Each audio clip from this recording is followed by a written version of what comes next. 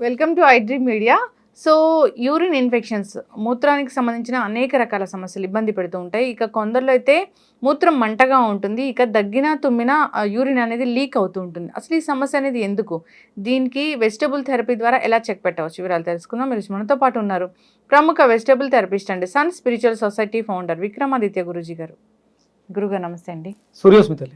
గురూజీ, జనరల్గా ఈ మూత్రానికి సంబంధించిన అనేక రకాల ఇష్యూస్ ఇబ్బంది పెడుతూ ఉంటాయి. అయితే కొందరిలో మూత్రం మంటగా రావడము, సో అంతేకాదు మందులు వాడిన తగ్గకపోవడము, ఇక మూత్రం లీక్ అవుతూ ఉంటుంది. సో ఎందుకు అంటారు? ఇప్పుడు మీరు అడిగిన ప్రశ్నలో 2 రకాల వ్యవస్థలు ఆధారపడి ఉన్నాయి. మూత్రం మంట అన్నారు, అంటే మూత్రం మంటగా ఉండడం కాదు, మూత్రనాళంలో మంట. మూత్రం ట్రావెల్ అయ్యి వెళ్ళిపోయిన తర్వాత మూత్రనాళం మండుతుంది, ఇబ్బంది పెడుతుంది. ఎందుకు అదొకటి. ప్లస్ దగ్గిన తుమ్మిన మనకి డ్రాప్ అవుతుంది. అంటే ఇదేమో ఆ దగ్గు తుమ్ము అనేది వాయుమండల వ్యవస్థలు 2 వ్యవస్థలు. ఒకటి వాయుమండలం, మన శరీరంలో ఉన్నటువంటి గాలులు, అంటే ఆ ప్రెజర్ వల్ల డ్రాప్స్ అవుతున్నాయి. ఇవి 2 కూడా ఇంటర్నల్గా మనకి అనుసంధానం అయినటువంటి వ్యవస్థలు. ఒకటి ఊపిరితిత్తులుగా తీసుకుంటే దగ్గు తుమ్ము మనకి మాక్సిమం ఊపిరితిత్తుల నుంచి రిఫ్లెక్ట్ అవుతుంది. దానికి కారణం మన వాయువు చెడిపోవటం. అంటే మనం డస్ట్లో ఉన్నప్పుడు తుమ్ములు వస్తాయి, మరి అలాంటి తుమ్ముడు వస్తున్నప్పుడు ఇక్కడ యూరిన్ లీక్ అవడం ఏంటి? దీనికి కారణం మన శరీరంలో ఉన్నటువంటి వ్యవస్థలు 12 రకాల వ్యవస్థలు. డైజెషన్ దగ్గర మొదలు పెట్టుకుని సర్క్యులేటరీ సిస్టమ్తో 12 రకాల వ్యవస్థలు మనల్ని నడిపిస్తూ ఉన్నాయి. 12 రకాల శక్తులతో మనం ఆధారపడి జీవనాన్ని సాగిస్తున్నాం. అంటే కంటికి కనపడని భౌతిక శక్తి, కంటికి కనిపించేటువంటి రసాయనిక శక్తులు, ఇవి మనల్ని నడిపిస్తున్నాయి. అవి బాగు చేస్తున్నాయా పాడు చేస్తున్నాయా అనేది వ్యవస్థల మీద ఆధారపడి ఉంటుంది. ఇక మీరు అన్నట్టు మంట, యూరిన్ బొట్టులో రావటం, దీన్ని హెర్నియా, కణజాలంలో ఉబ్బరం వల్ల ఆ ట్రావెల్ అయ్యేటప్పుడు ప్లేస్ సరిపోక పూర్తిగా ఒకేసారి సఫిషియెంట్గా రాదు. దానికి కణజాలంలో ఉన్నటువంటి ఇబ్బంది. ఇది మనకి డిఎన్ఏలో ప్రధానంగా తీసుకుంటాం. అలాగే వాయుమండల వ్యవస్థ అన్నాను కదా, ఇది మనం తీసుకున్నటువంటి గాలులు వ్యాన ఉదాన సమాన ప్రాణ వాయువులుగా మారుతుంది.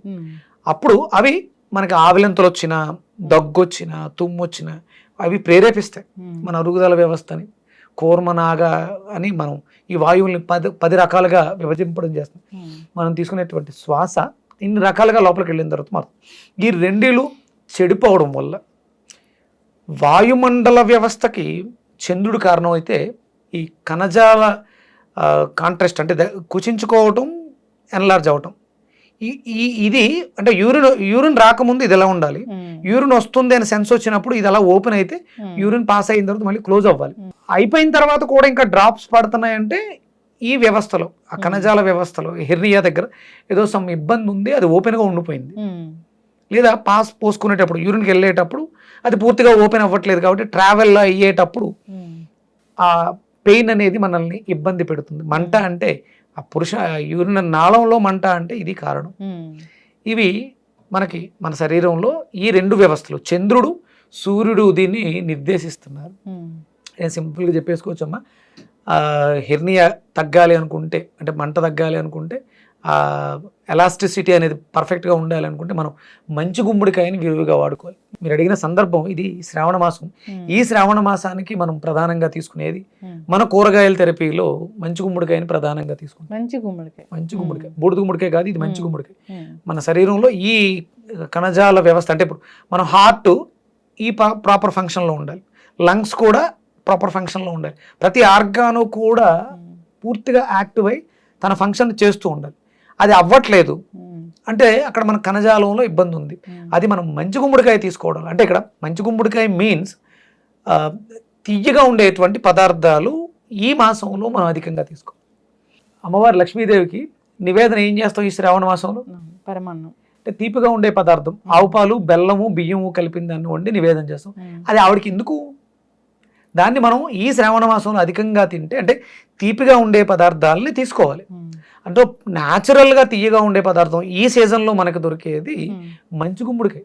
దాన్ని మనం ప్రసాదంగా తీసుకోవడం ద్వారా లేదా జ్యూస్ అంటే ఇప్పుడు సమస్యలో ఉన్నాం కాబట్టి జ్యూస్గా తీసుకోవడం ద్వారా ఈ సమస్య నుంచి బయటపడడానికి అవకాశం ఉంది. అలాగే దాంతోపాటు ఈ దగ్గినా తుమ్మినా కూడా యూరిన్ డ్రాప్ అవుతుంది అనుకుంటే పొట్లకాయని తీసుకోవడం ద్వారా ఈ సమస్య నుంచి అంటే ఆ వాయుమండల వ్యవస్థని మనం మెరుగుపరుచుకోవడానికి అవకాశం ఉంటుంది. ఇవన్నీ కూడా న్యాచురల్ ప్రాసెస్. అలాగే ఇన్సోమేనియా నిద్రలేమి కూడా ఉంటుంది వాళ్ళకి, బ్రీతింగ్ సరిగ్గా లేకపోవడం వల్ల. వీటిలన్నింటినీ కూడా అది పొట్లకాయ మెరుగుపరిచేస్తుంది.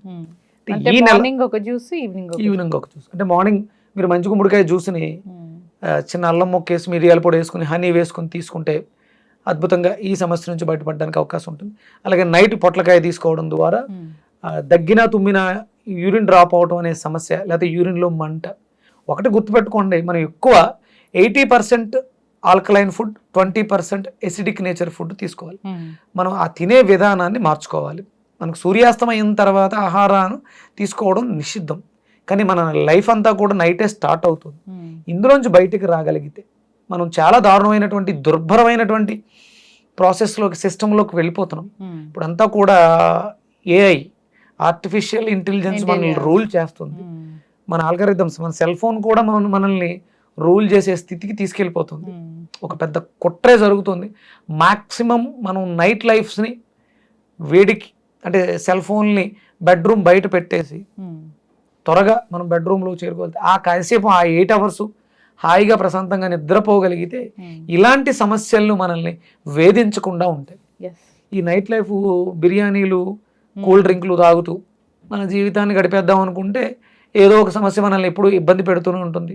ఒక విక్రమాదిత్య మీదో ఇంకొకరి మీద ఆధారపడి ఏం మెడిసిన్లు చెప్తారు, ఏం ఫుడ్ చెప్తారు అని ఎదురు చూడాల్సి వస్తుంది. యూరిన్కి సంబంధించిన ఇష్యూస్ వచ్చాయంటే అది ఒక పట్టాన్ని తగ్గవని చెప్తూ ఉంటారు. మెడిసిన్ ఇస్తే దానివల్ల కూడా ఇంకా సైడ్ ఎఫెక్ట్స్ వస్తున్నాయని కూడా చెప్తూ ఉంటారు. సో న్యాచురల్ వేస్ కోసం చూస్తుంటారు, బార్లీ వాటర్ ఇలాంటివి కూడా తీసుకుంటూ ఉంటారు. సో మీరు చాలా చక్కగా చెప్పారు గురువు గారు. ఈ 2 వ్యవస్థలు వేరే, ఈ 2 ప్రాబ్లమ్స్ వేరే. సో దానికి రకరకాల జ్యూసెస్ ఉన్నాయి వెజిటబుల్కి సంబంధించి. శ్రావణ మాసం స్టార్ట్ అవుతుంది కాబట్టి మీరు అన్నట్లుగా మంచి గుమ్మడికాయ జ్యూస్ తీసుకుంటే మంచిది. ఇంకా ఈవినింగ్ ఆబ్వియస్లీ ఈ పొట్లకాయ జ్యూస్ అనేది మీరు చెప్పిన పద్ధతులు ఉన్నాయి, ఆ విధంగా తయారు చేసి తీసుకోవాలని కోరుకుందాం. ఇంకా డౌట్స్ ఏమైనా ఉంటాయి దీనికి సంబంధించి అన్నప్పుడు ఒకసారి కాంటాక్ట్ చేసి స్టార్ట్ చేయాలని కోరుకుందాం. చాలా చక్కటి ఇన్ఫర్మేషన్ అండి, ధన్యవాదాలు.